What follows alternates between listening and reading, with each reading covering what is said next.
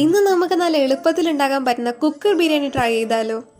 ഇനി നമുക്ക് chicken marinate ചെയ്യാം. ആദ്യം തന്നെ 1/2 ടേബിൾ സ്പൂൺ മഞ്ഞൾപ്പൊടി, ഇത്തിരി ഉപ്പ്, ഗരം മസാല, തൈര്, മല്ലിയില, പുതിനയില എന്നിവ ചേർത്ത് ചിക്കൻ നല്ലതുപോലെ മിക്സ് ചെയ്ത് ഒരു അരമണിക്കൂർ റെസ്റ്റ് ചെയ്യാൻ വെക്കാം. ഇനി നമുക്കൊരു കുക്കർ എടുക്കാം. അതിലേക്ക് എണ്ണ ആഡ് ചെയ്യാം. ഏത് എണ്ണയായാലും കുഴപ്പമില്ല. ഞാൻ നേരത്തെ തന്നെ നമ്മുടെ ഉള്ളി വറുത്ത് വെച്ചായിരുന്നു, അപ്പോൾ ആ എണ്ണയാണ് ഇതിലേക്ക് ആഡ് ചെയ്ത് സവോളയും പച്ചമുളകും ആഡ് ചെയ്ത് നല്ലതുപോലെ വാട്ടിയെടുക്കുക.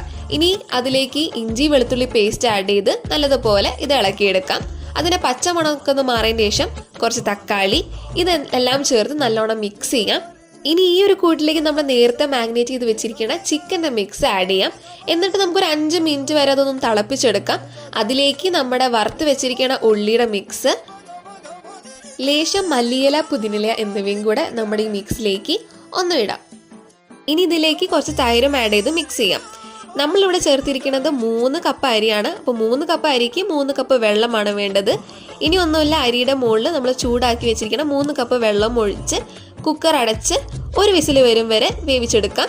സോ നമ്മുടെ ടേസ്റ്റി ആയുള്ള ബിരിയാണി റെഡി. ട്രൈ ചെയ്യണേ.